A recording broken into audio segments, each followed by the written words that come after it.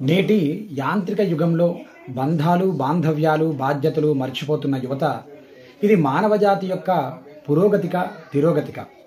నేటి యాంత్రిక యుగంలో మనిషి ప్రగతి కోసం పరిగెడుతున్నాడు. సాంకేతికత, ఆవిష్కరణతో జీవన శైలి బాగా మారింది. అదే సమయంలో బంధాలు, బాంధవ్యాలు, బాధ్యతలు తగ్గుతూ పోతున్నాయి.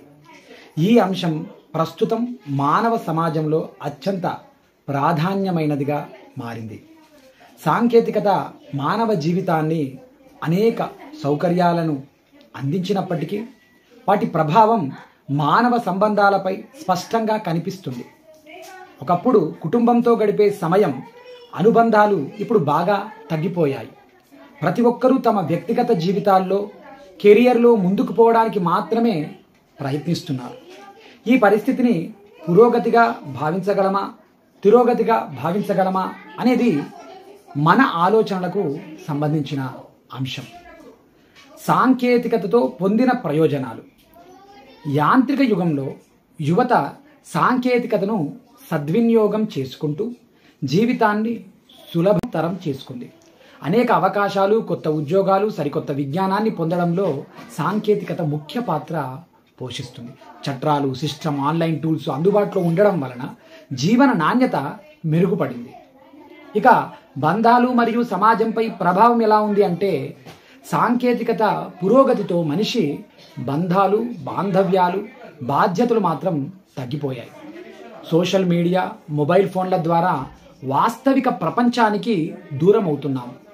కుటుంబ సభ్యులతో, స్నేహితులతో గడిపే సమయం తగ్గిపోయింది. గతంలో పరస్పర సంబంధాలు అర్థవంతంగా ఉండగా ఇప్పుడు అవి మృదువుగా మారిపోతున్నాయి. యువతలో ఈ మార్పు మనిషిని స్వార్థపరుడిగా, ఒంటరిగా మార్చే అవకాశం ఉంది. మానవ విలువలు. సాంకేతికత ఎంత అభివృద్ధి చెందినా మనిషి నిజమైన ఆనందం అనేది సంబంధాలలోనే దాగి ఉంది. సమాజంలో బంధాలు, బాంధవ్యాలు లేని పరిస్థితి మానవతా విలువలను తగ్గిస్తుంది. యాంత్రికతతో కలిగిన ఒత్తిడిని, ఒంటరితనాన్ని అధిగమించడానికి సంబంధాల ప్రాముఖ్యత మరింత ఎక్కువ అవుతుంది. మొత్తానికి సాంకేతికతను సక్రమంగా వినియోగించుకుంటే ఇది మన పురోగతికి తోడ్పడుతుంది. కానీ బంధాలు, బాంధవ్యాలు, బాధ్యతలను పక్కన పెట్టినప్పుడు అది తిరోగతికి దారితీస్తుంది.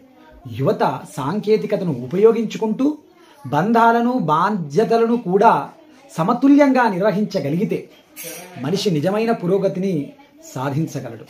మరో అంశంతో మళ్ళీ కలుద్దాం. నమస్కారం.